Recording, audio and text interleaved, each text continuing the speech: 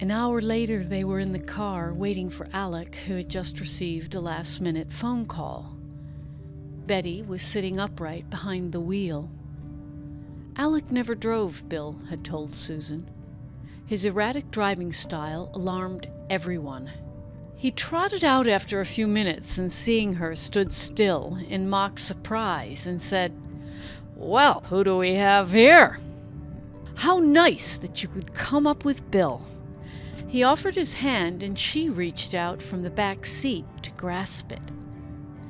En route, Alec held forth about the rare birds he'd sighted on his afternoon canoe trip, and was still waxing on the subject as they arrived at a well-kept-up old house, before which there were a large number of parked cars.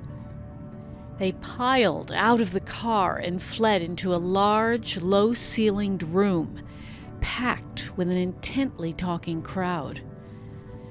Bill took her arm and headed into the fray. She heard fragments of conversation. "It's only his first book, but it's an instant success." "Did you see her in the Crucible?"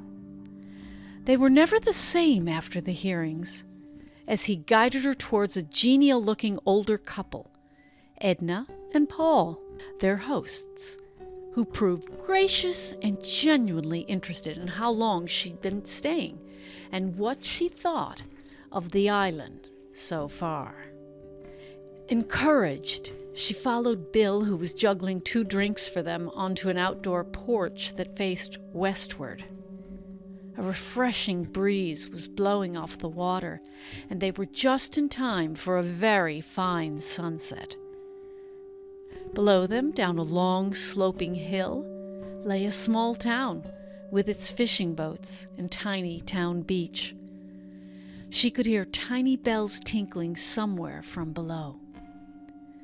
"That's Menemsha," Bill pointed out as Wally suddenly joined them, offering a paper plate stacked with canopies. He proceeded to regale them with stories from his recent fishing trip to the south of France. He had found a tiny garter snake by a stream, and after keeping it in a box for a few days, had decided to bring it back to the States. "I couldn't part with the fellow, so the day of my return flight I let him coil in the rim of my beret. Then I clamped the beret right down on my head. Pascal," he let out a peal of laughter, "as I called him, got right into the country, past the flight attendants and immigration officials. Susan found the man delightful. He lived an adventurous life," she mused. She noticed that the crowd was beginning to thin out, leaving only a dozen or so people to remain for dinner. The smell of cooked seafood was escaping to the porch as they were called in to sit around the big pine table in the small dining room. Susan found herself sitting next to Edna at the head of the table, with Bill just across from her, and a bearded young man named Phil to her right. Alec and Betty were further on down the line, she noted. She helped Edna pass the bowls of savory seafood bisque and the chunks of crusty bread to those at the other end. Once served, the talk turned to local matters. The Ladies' Garden Club had mobilized and defeated a proposal to allow billboards along the island roadways. But the latest threat was a proposed paved road that would allow access to a remote beach. The local fishermen were pushing for it, but as Alec pointed out, bristling, this road would threaten the nesting habits of some very rare seabirds. Phil, beside her, hoped out loud that the town might budget monies for tennis courts beside the newly built community center, but Betty objected strenuously. "Not one of those handsome old pines should be cut down to make a tennis court," she announced, her face grim and her voice trembling. There was an awkward silence after that. Bill later told Susan that his mother had donated the land in question to the community center, and people knew that she had very distinct ideas how it should be used. Betty liked the idea of a building for square dances and small family events, but did not want, as she called it, a high-powered white-wearing tennis set to take the place over. Any further developments on the skeleton found on your beach, or I should really say, in your cliffs, Edna? Asked Betty. Nothing, Betty replied. We contacted the authorities, but by the time they came, it had disappeared. Somehow, in the 5 hours or so since its discovery, someone removed it. Removed it? Grave robbers on the island? Phil asked, astonished. Well, we just don't know, Alec said. It's a complete mystery how it disappeared. Skeletons are often found on the island, we know. There are old Indian burying grounds in the area, perhaps even on our place. The cliffs, known as Webquapscut, may have been a sacred place for the indigenous people. We've come across quite a few arrowheads on the place over the years. How was it discovered? Bill asked. You never mentioned this to me, Betty. Eddie, our caretaker, found it, and about 10 days ago, she said. He was making his routine rounds and checking the beach after a heavy storm, and he saw the skull protruding near the base of the cliff. Has the Gazette caught wind of this? Paul asked. It would certainly be front-page copy. Heaven forbid, Betty said. We have enough people trying to trespass on our land without more attention focusing upon our beach. Susan listened to all this with a fixed expression. She had never thought that a vacation spot could present such problems and concerns. On the ride back, she mused that the evening had been quite entertaining after all. She hadn't been placed in a position where she might betray her ignorance of politics and social issues. I pretty much just listened to everyone, she thought. She wondered if the day would ever come when she could hold forth on any subject the way Betty and Alec could. Betty, behind the wheel, was already planning tomorrow's day out loud and was wondering whether Bill would drive over to Menempsha late in the afternoon to buy some swordfish for dinner. Oh, of course, Bill agreed. I'll show Susan around the docks first, then we'll buy the fish on the way back. Oh, I was hoping that Susan might like to come with me for the 3:00 house tour, she said, her voice falling slightly. It's in Edgartown, and it's a benefit for the town library. She might like the old sea captains' houses that they've kept up so well. It should be a very worthwhile afternoon. Susan felt suspended in air, quite at a loss to make a decision. She had been hoping to do something with Bill, but she had been raised to please others, to accommodate. Well, we'll let her make up her mind in the morning, Betty added, pulling up beside the darkened house. In the living room with the lamps lit, Wally went upstairs to pack. Betty and Alec made a beeline for their reading chairs, placed by a low table piled with periodicals. It was clear that they felt no need to talk any further, that as far as they were concerned, the evening was over. Bill slid his arm around Susan's waist. "Come with me," he whispered, leading her to a door that she had not noticed before. He opened it, they entered a small room, and he quietly shut the door behind them. The room was lit by the bluish moonlight that filtered through the one tall window to the side, and Susan could make out that 3 of its walls were covered with books from floor to ceiling. Bill walked to a corner table and flicked on a wrought iron lamp. Its golden glow shot up the walls, illuminating the hundreds of books, their old gilded bindings giving back the gentle light. Susan was murmuring with amazement. She walked close to the shelves and randomly reached for a book.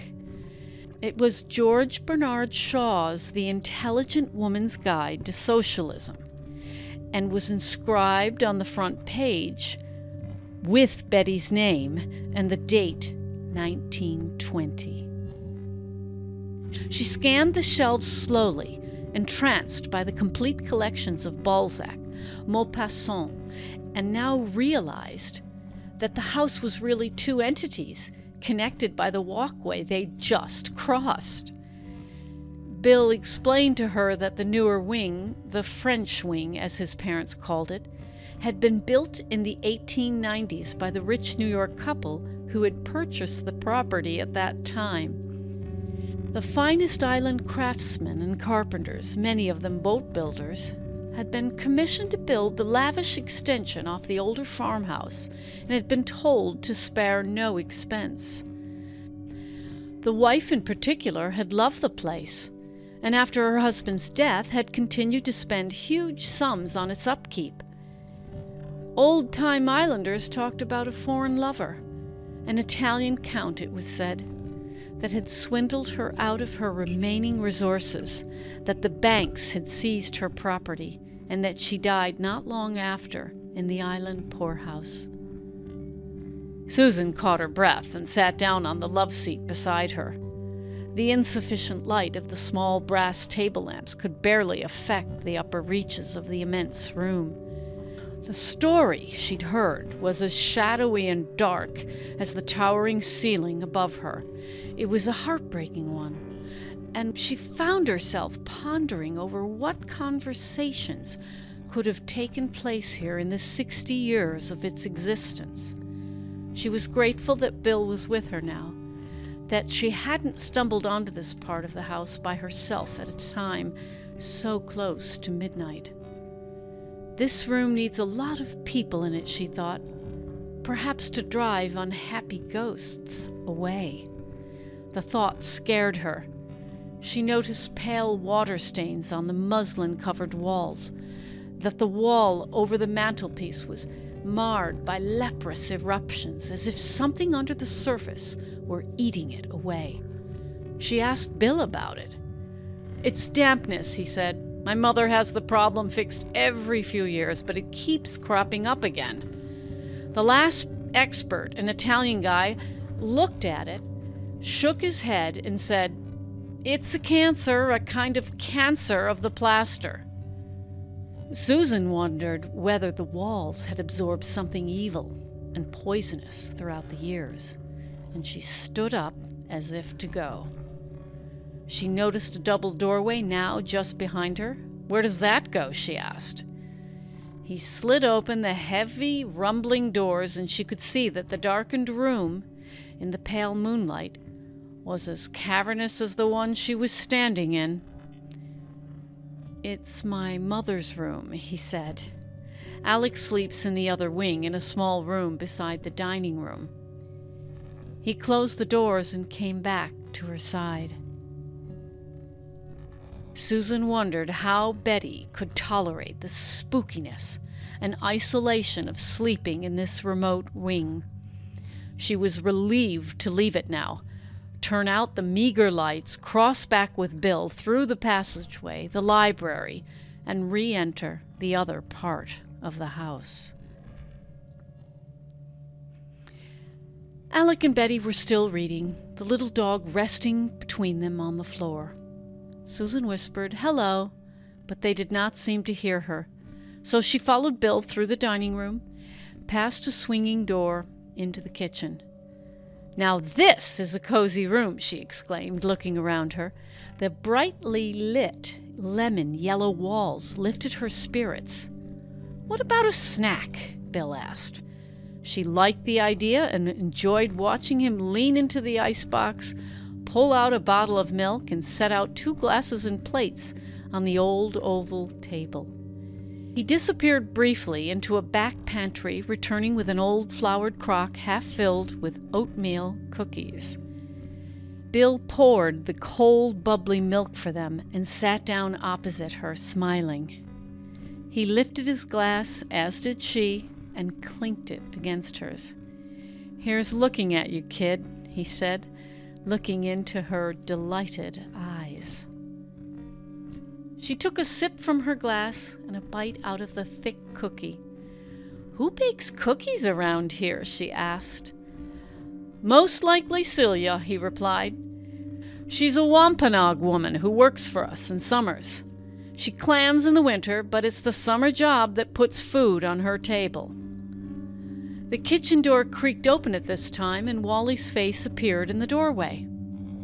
Entering quickly, he whipped out a Polaroid flash camera from behind his back, his eyes amused and mischievous. "Lovebirds," he said, advancing at them, his speech a little slurred. "I've got to get a couple of shots to remember you by in the long winter ahead." Happily complying, Bill came around the kitchen table and sat close to Susan. Up against one another, their cheeks almost touching, they smiled up at Wally. He took their picture and they waited for it to slowly slide out. Pleased with the results, he took 2 more. "Here's one for you, one for me, and I'll give the other to Betty," he said. "I'm off to bed now, ducklings. Got an early morning ferry to catch, but it's been great seeing you again, Bill, and getting to meet you at long last, Susan. Look me up when you come to New Haven." He hugged them both, stepped back, winked, and was gone. They tidied up the kitchen and walked back to the darkened living room. Alec and Betty had retired, it seemed. The little dog was over in the corner on his bed. He lifted his head at their appearance, but seeing who they were, calmly lay down again. They quietly ascended the stairs. Outside her door, they kissed one another. She went into the little room and got her small kit of lotions and toothbrush and tiptoed out into the hall. Passing Bill's door, she could see light shining below, but she dutifully walked past into the long, low bathroom that ran under the eaves. She brushed her teeth and washed her face. She thought of tapping on his door on her return, but thought better of it. She turned off her table lamp and climbed into the little bed. From the level of her soft pillow, she could see the copper beech tree, its burnished leaves reaching up towards the moon, rustling in the very slight breeze. From somewhere in the woods she heard sounds like a soft woodwind instrument, repeating over and over an owl's insistent call. The house was very still, and she soon fell into a deep sleep. She woke to hear what she thought were voices and the sound of a car starting up. She looked out the little window. A car was backing up, then hurriedly driving away. Oh, it must be Betty driving Wally to the ferry, she thought. The copper beech was shrouded in thick fog, and the silvery grass looked steeped in moisture. A beat-up old car was parked next to Bill's. Hadn't been there the night before, she thought. She put on her clothes quickly, and in the bathroom, as she rinsed her face, she could hear muffled voices coming up from the old kitchen below. Bill and someone else, she guessed. She headed down the stairs, through the dining room and into the kitchen. Bill and a pretty brown-skinned woman were chatting there, the woman in a house smock, with her back to the stove, and Bill seated at the table, set for 2, an empty glass of orange juice beside him. Bill jumped up and introduced her to Celia, who brought 2 freshly baked corn muffins that had been cooling on a nearby rack. "Let us get you some juice," Bill offered, dipping into the icebox. "Is that your car outside?" she asked Celia. "Sure is," she replied. "Old Rattletrap's got 120,000 miles on her, and all on island roads." The 3 of them made small talk while Celia bustled around the kitchen, putting together a few dishes that could be reheated at a future time.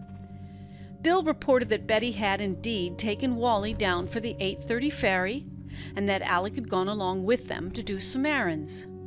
Running out the door, she told him not to expect them till 2, but to be sure to remind Susan of the house tour should she want to go. "What's the weather prediction for today?" Susan asked, not wanting to think of the house tour. "The Providence radio station says clearing," said Celia, "but it's going to be in the high 90s later. But here, Susan, it never gets that bad. That fog should burn off pretty soon, and you young folks can get your swim in." They left her, extolling her muffins, and stepped outdoors for a moment to test the morning air. But the lawn ahead was still enveloped in a thick drifting mist, and they decided to repair to the library and look at some books. Susan realized that she had to make up her mind about Betty's house tour. The idea of being alone with her made her uneasy. But they would be in a group after all, she thought. "I had better go," she told herself, "if I'm ever going to get to know the woman." In the library now, she settled into a chair with an old bound volume of The Rime of the Ancient Mariner. She hadn't read the poem since high school and was soon drawn into its yarn of sin and redemption.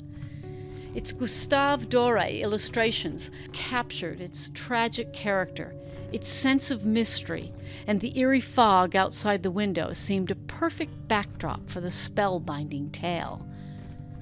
Bill, nearby, was thumbing through a book that Wally had written and inscribed to his parents.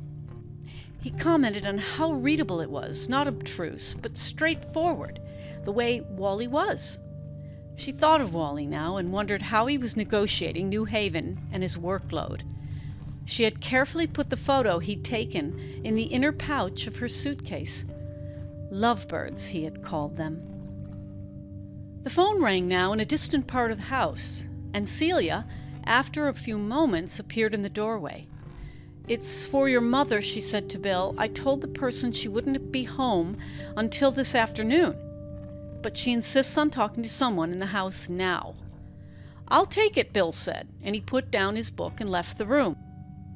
Susan went back to the power of the poem, its sweeping cadences and imagery. A couple of minutes later, Bill appeared looking mildly exasperated. "I just got what I call a nuisance call. It was from a woman I've never heard of who said she was an old friend of my mother's.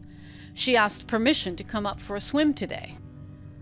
"What did you tell her?" she asked. "I told her that I couldn't say, that my mother wasn't home to decide, that she should call later. The woman was so furious she hung up the phone in my face."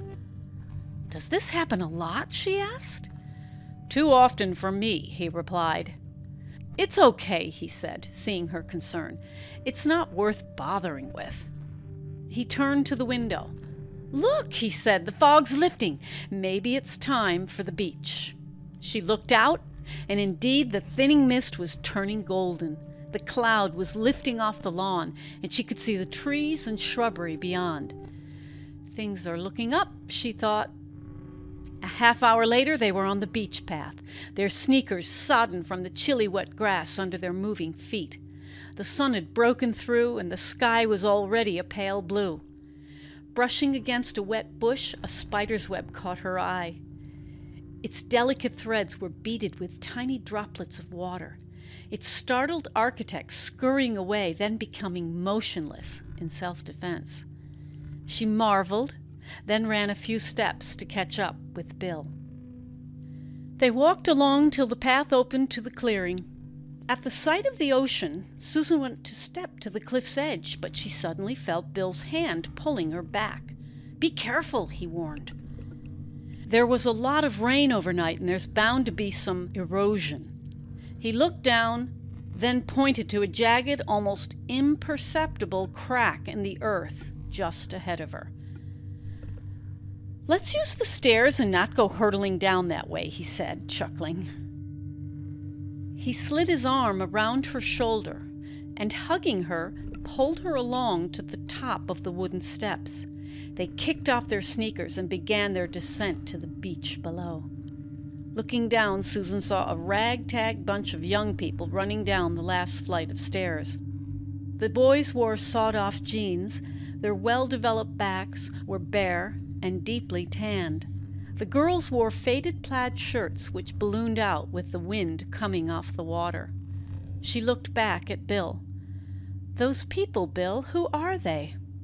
"Hard to tell," he said. island kids or day trippers from the mainland. They come across our land through the woods usually, and they brave poison ivy and ticks to get here. The trouble is that the island doesn't have enough public beaches. There's a clay pit a couple of 100 yards to the left, and they love to roll in it, then jump in the water. My mother turns them away when she catches them. The group were on the beach now, turning left as Bill had predicted. Midway down, she looked out on the sapphire sea stretching before them. On the horizon was a fishing boat that seemed perfectly motionless. As idle as a painted ship upon a painted ocean came to mind from the poem she read before. She smiled to herself. To the right of the boat she saw a distant island she hadn't noticed the day before. "What's that island?" she asked. "That's no man's land. It's strictly Navy-owned and off-limits. My brother and I sailed there in our 15-footer when we were only kids. Couldn't have been more than 10 and 12. We got caught in the ocean swells, I'll never forget it, and it took some doing for us to get back to harbor. It was around 6 in the evening when we did, and my mother was frantic. She'd called the Coast Guard." They continued downward and jumped down from the last step to the beach. Their feet sank into the deep sand as they made their way to the right. Bill threw down the bag packed with towels, but they decided not to lay them out since everything was still too wet. They waded along the shoreline instead, following the long line of sandy cliffs. Sandpipers ran ahead of them, reflected in the sheen from the receding waves. It felt wonderful to stride along, taking the long steps with lungfuls of pure salt air. "Let's run a little," Susan called out, and they ran side by side, startling the little birds who scattered ahead in all directions. When they were tired, they flopped down beside a tiny brook that flowed from one of the overhanging cliffs. The water was cold and crystal clear in her cupped hands. "There are springs that flow down these cliffs," Bill said. "You can drink from them, they're so pure. The downside is they speed up the erosion. Our side of the island is gradually being claimed by the sea." "What was it like to be here as a child?" she asked. "My brother and I came here every summer when we were little, and were on the beach every day. It was a beautiful place to be, but I think we were very lonely. There were no kids around, and we were miles from the towns. After Lucretia was born, we were sent to sleepaway camps. I never enjoyed them except for the music camp I went to in the Berkshires. I really liked the kids there, and got good enough at the flute to play one of the Brandenburg concerti in the final concert." "Your mother must have been very proud of you," she commented. "I guess she was," Bill said, "but she never came to the concert. She's too attached to this place to go anywhere else during the summer. She even hates to go down island for weekly shopping and is always relieved when she gets back up here." Susan was quiet for a while as she looked at the incoming waves. She was thinking about Bill, how kind and good he was, and she couldn't understand how his mother could not have traveled to hear him play and to clap for him after he had performed. "Do you get along well with your stepfather?" she asked. "Alec's okay, I guess," he said. "He's not around much and is very involved in the organization that he founded. He's more tied up with Lucretia than with Jay and me. She's his flesh and blood, after all. I guess that's natural." "But what about your real father? Where is he?" she probed. "My father left the picture when my brother and I were very small. He's since remarried. My mother married Alec a few months after the divorce. They'd been sweet on each other for a long time. The irony is that my brother was named after Alec at birth, even though my parents were still together. Alec was their best friend. Jay won't use the name Alec. He prefers to be called Jay." "Does Jay ever come up here?" she asked. "When he does, he brings a few of his high school friends with him. They sail a lot and play poker evenings." She couldn't imagine poker playing in the confines of Betty's house. "Do you ever see your real father?" she asked. "Not since I went to prep school," he replied. "He used to send Christmas presents to Jay and me, and I'd write him a thank you note afterward. He lives in Washington."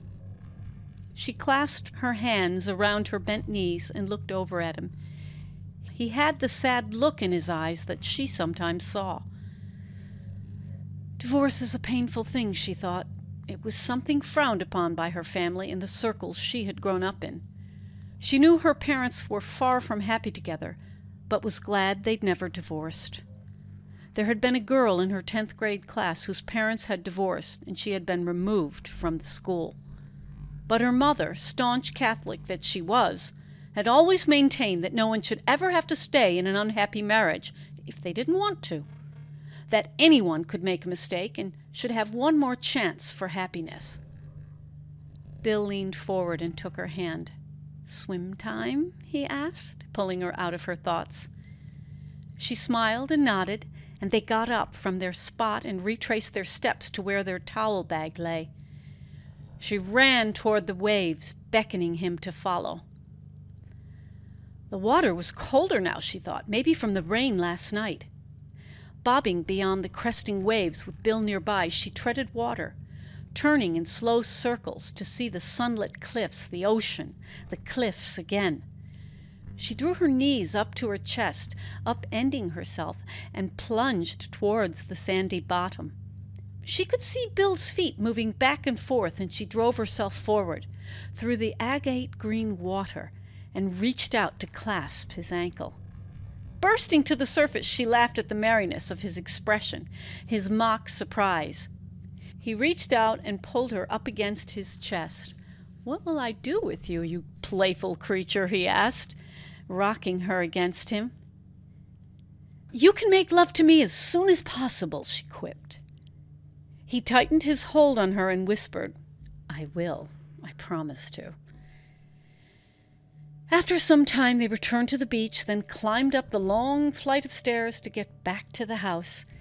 Coming across the sunny lawn, they saw Celia exiting from the back of the house with a large woven basket of wet sheets and laundry. Seeing them, she put down the basket and called, waving her hands over her head. They walked quickly to her. "I'm glad you got back before I left. Your mother called, Bill. Sometime around 1, the car broke down outside of Vineyard Dry Goods, and it had to be towed to the mechanic that knows their car. They're at your cousin's now, and they'll stay there till it's ready. She left a number for you to call." They went into the house, and Bill went to the kitchen pantry to call Betty. Susan could hear him dialing, making small talk with his cousin, then asking for Betty.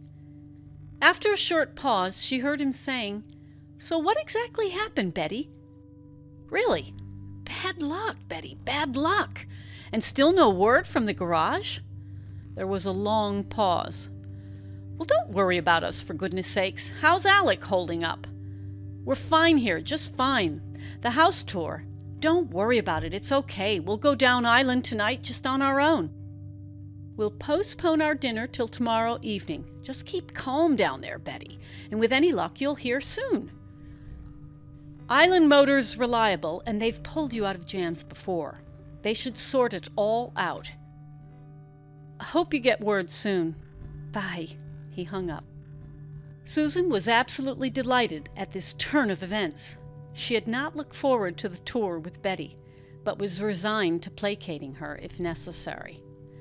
"Well, I think we have the rest of the day to ourselves," Bill said, entering the kitchen. He took her hand. "I'll take you on an island tour. Are you hungry? We can grab a chowder in Menemsha first, then wind up down island in a hokey town filled with gingerbread houses." "Gingerbread houses?" she exclaimed, visions of a fairy tale coming to mind. They're great little 19th century houses and cottages, clustered in circles, so tiny I couldn't fit in any one of them, I swear, he chuckled. But they're part of an old summer colony that was built for religious revivals and camp meetings back in the mid-1800s. You'll like the Gothic woodwork around the pitched roofs and porches. It's a one-of-a-kind place. You'll see for yourself. They went upstairs to put on dry clothes. It was warm, so she put on a light yellow cotton dress that she'd hung in the tiny wall closet. She slipped into her sandals, then stood looking around her. She had forgotten to make her bed, so she pulled up the sheet, smoothed the bedspread, and tossed the feather pillow several times before she placed it back on the bed. A collection of horseshoe crab shells carefully arranged on the white mantelpiece caught her eye. They were gradated in a line from very small, not any bigger than a quarter, to large, the size of a tea saucer. Their fragile, translucent shells, edged with delicate spikes, were exquisite. Lucretia must love sea life, she thought. I wonder what she's like. She could hear Bill coming out of his room now and ran to the hallway. He was standing there, his very tall self, in a pair of khaki pants and light check shirt, car keys in hand. "When would you like to leave?" he asked. "Just any time," she replied, "but I'd better get my sweater if we're staying out late." She ran back in the room, then joined him downstairs. They rode through the property back towards the main road. As they came into the meadow, she saw a cluster of parked cars on the grass. "Why are so many cars here?" she asked. "Beach guests," Bill said. "Betty doesn't want them up by the house. She lets people park here for the beach and tennis court." "So, a lot of people use this place?" she said. "Betty invites many people. She feels it's her obligation to share the property. I guess it meshes with her socialist ideals." She thought for a moment about the island kids who were turned away from the beach when Betty caught them. "When did your mother become a socialist?" she asked. In the world she was brought up in, socialists were regarded as dangerous as communists.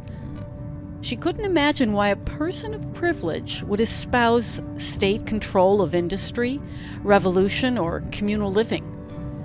"My mother rebelled against the kind of family she grew up in," he answered. "She wanted to have nothing to do with her swanky brothers on Park Avenue. She won't talk about her childhood at all, but I gather it was pretty miserable. After her mother died, she was taken in by a rich aunt who was more interested in prison reform than children.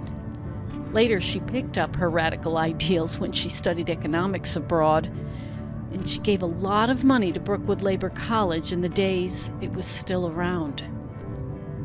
Susan thought of her aunt and wondered if she had been a socialist as well. She seemed very liberal, sympathized with the underdog, supported trade unions, American Indian rights, and was violently opposed to Franco. No one in the family agreed with her, and politics were never discussed when Maureen was around. Her break with Catholicism pained the family, her grandmother particularly. They were pulling into Menemsha now, and they stopped for steaming cups of chowder. They strolled the docks, but most of the fishing boats were still out for the day. There was a pungent fish odor on the empty, sun-bleached docks, and the oil stains in the water were bobbing and iridescent in the bright sunlight. Climbing onto the broad gray rocks that formed a jetty, they got a wide view of the sailboats in Vineyard Sound. The stiff wind drove their sails through the white-capped water. Later, they stood above the rust-colored cliffs at Gay Head, watching the opposing currents roiling the sea below. Bill bought her a tiny turquoise ring from a Wampanoag vendor. She slipped it on her finger and held her hand out, delighted to have it. They headed down island along winding roads. Driving up a long hill, she saw a drab-looking old man, back-turned, walking along the side of the road. "See that man?" Bill asked. She looked at the weather-beaten face as they passed. "That's Caleb Smith. You always see him walking on the roads. Alec, in the days when he drove, once stopped to offer him a lift. He asked him why he always walked. 'They still making shoe leather, ain't they?' Caleb answered. She laughed. 'I guess that's pretty New England, isn't it? You bet it is. Alec has some of those qualities. He hates to buy new things, loves to use leftovers. Eat it up, wear it out, make do, and do without are his favorite maxims. At an intersection after a country store, they followed Edgartown signs, passing an old mill and pond with mallard ducks on it. Reaching the town's outskirts, he took a right on Main Street, and she found herself leaning across him to see a handsome old whaling church from his car window. "Oh, let's stop here," she begged. He pulled over to park, and they got out to walk around it and admire its solid majesty, its classic columns. It was a picture-perfect town, she thought, as she walked down a shady street. The elegant white frame houses bordered by hollyhocks and cosmos, the lawns of velvet green. It was all so decorous, she thought, so Emily Post. There were very few people to be seen on the quiet streets. Were they all out sailing, she wondered, or at a garden party? They headed for the next town, following the winding road that ran beside slate-blue water. On a clear night, you can see the lights from the Cape here, Bill said. She could make out the land where he was pointing. It's actually the elbow of the Cape, he said. In Oak Bluffs, they strolled to the quaint little colony that Bill had been eager to show her. She was charmed by the pastel American Gothic cottages, the old wooden tabernacle, the funny old hotels with wraparound porches filled with older folks in rocking chairs. Back on the crowded Main Street, they passed beery-smelling bars and pizza joints and places that made chocolates and saltwater taffy. "Some contrast to the straight-laced old town we just saw," she exclaimed. The town felt more comfortable to her with its slightly shabby look. "It's a fun town," Bill responded. "Bars for the sinners and a tabernacle for the repentants." They crossed the street to the Flying Horses, a long, low frame building that housed a vintage merry-go-round. They bought 2 tickets and joined the throng of children and grown-ups circling on the sturdy painted horses. She couldn't remember when she'd last ridden one, and the turning of it, combined with the calliope music, was so pleasant that they stayed for another round. Dizzy afterwards, she almost stumbled stepping off of it. Browsing in the little shops on the main drag, she bought a woven basket for her mother and a jar of homemade beach plum jelly for her grandmother. She couldn't think of a thing for her father. He never wanted anything, she decided, except to play golf. "I'm getting hungry, Bill," she announced. The sun was lower now, and the smells of pizza and fried seafood from the eating joints were piquing her healthy appetite. "We can eat in town," Bill said, "if you don't mind food on the greasy side." "I'm getting into the mood of the place, Bill," she said. "A touch of greasy food would be just fine." They walked past a few places and chose one because it had Italian food and a corner booth with a view. Susan was suddenly tired. So much sun and walking, she thought. She was glad to slide onto the worn leather seat of the booth and to be able to think about everything she'd seen during the past few hours.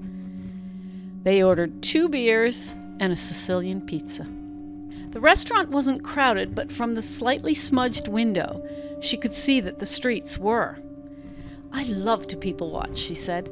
"I make up stories about the people I see." "Do you write your stories down?" he asked. "No," she replied. "I'm too restless to sit still and write. I have the feeling I have to live my life, be on the move, not let any grass grow under my feet. But someday, if I live an interesting life and a life of adventure, maybe I'll have time to write it down." She felt almost breathless after her rapid words and a little embarrassed about saying something so pretentious to him. "I don't mean to sound grandiose," she said, laughing a little. She took a sip of the chilled beer and looked out of the window. A beat-up truck was parking on an angle outside, and a golden retriever, a red bandana tied around its neck, was hanging out of the almost open window on the passenger's side. "Oh, Bill, look," she exclaimed. "What a great-looking dog. Have you ever noticed how when you look straight at retrievers' faces, they look like they're smiling?" Bill leaned forward and looked. "I guess I see what you mean," he said, amused. "Retrievers are big on the island." "You know what you're saying about an adventurous life?" Bill continued. "What would that kind of life be like?" "Oh, traveling," she replied without hesitation. "Seeing the world, seeing how other people live. I was lucky to go to Europe 5 years ago. My parents couldn't afford to pay for the trip, but my Cuban godfather paid my way as a graduation present. And then my Aunt Maureen. I visited her most summers in the Southwest. She took me to beautiful places like the Navajo and Hopi lands. She took me to Indian dances, taught me to appreciate other cultures, other ways. Have you ever been out there?" "Well, I went off to Arizona and California for college," he said, "and I drove across the U.S. twice. I got down to hear some authentic New Orleans jazz on one of my trips. I heard the old timers. It was great." She sat quietly now while he took another pizza slice. She wondered whether he'd be a part of her future, her adventuresome life, or whether he would tire of her after a while. The thought of desertion pained her. His parents had divorced. Would he prove unfaithful? He comes from a high-powered family, she thought, and she didn't think she measured up to them or would ever quite fit in. Betty showed no interest in her, and as far as she was concerned, she was merely tolerating her presence on the premises. The older woman, she figured, had already discerned how lacking she was. "I don't think your mother likes me," she said to him softly. "What makes you think that?" he asked, concerned. "I just feel it," she said. "It's hard to pinpoint, but I feel it, nonetheless." "You mustn't mind her," he said. "She's not the warmest person in the world, and she intimidates a lot of people. My brother and I have had problems with her over the years. She's more like a chairman of the board than a mother." "You call her Betty, not Mother," she stated. "How come?" "She wanted it that way," he said. "She fell in with the progressive ideas of the 30s that mothers should be peers, not authority figures," he said. "There's a big contradiction here," she mused. Betty seemed like the ultimate authority figure to her. "She raised us by the theories of John Watson," he said.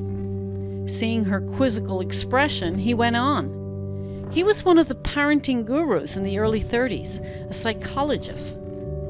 He believed that dandling babies on your knee or kissing them was fostering dependence. In other words, not good for them." He looked at her sideways with a faint, ironic smile. "Do you mean that she didn't kiss you or take you on her lap when you were little?" she asked. She was suddenly sick at heart. "I've never heard of such a thing," she whispered.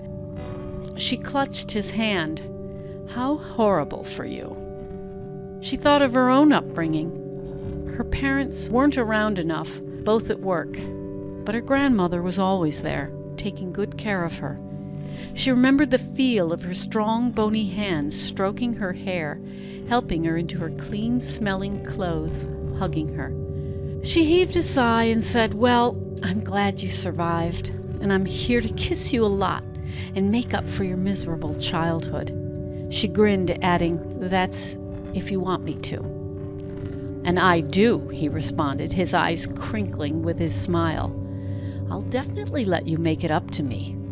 He reached over and brushed her cheek with his hand. They polished off the remains of their supper and walked outdoors. It was dusk, and the streetlights and neon signs were on now. The town had taken on a different air. They could hear the din of live country music coming out of the honky-tonk bars combined with loud, bantering voices. They walked to their car on a quiet side street and settled into the front seat. Bill put the keys in the ignition, then slid over to her side and kissed her hard. She gripped him around the neck, kissing him back. She was wishing they were back in the city now in his cozy small place, instead of the cramped Chevy. He moved back to the steering wheel, started the car, and turned on the headlights. They headed through a maze of streets till they were on a straight road that ran past miles of dense woods. She leaned against him. The lights cast long white beams on the straight black road, the scrub oaks catching the light in their twisting branches. They only passed a few cars before Bill made the sudden turn down into the bumpy dirt road heading straight, then turning across the dark meadow. A few rabbits darted before them. Then, just where she could see the barn ahead, Bill took a sharp left down a road that ran over massive tree roots and very rough ground. She saw a dark building in the headlights that was unfamiliar to her. "Where are we?" she asked. He stopped the car, pulled the brake, leaving the car lights on. He walked around to her side and opened her door, guiding her up the illuminated ramp to two enormous doors that he swung wide open. He entered and flicked on a small, ceilinged light. "Wait for me," he said, and he ran back and extinguished the car lights. She looked around and she saw that she was in a large room with a boulder fireplace, Adirondack chairs, and a built-in sofa along one wall. "It's the guest house," he said, taking her hand and walking ahead of her quickly. He led her across the floor towards a corner staircase, and she followed him up the stairs into a long room under the eaves. From the hall light behind them, she could see that there was a bed in a shadowy corner. She could feel the pressure of his warm hand between her shoulder blades as he hurriedly guided her to it. She climbed up on it, feeling the rough blanket under the palms of her hand. He lay down beside her, pressing up next to her. She closed her eyes and, turning towards him, heard him tell her, "I promised you. I keep my promises."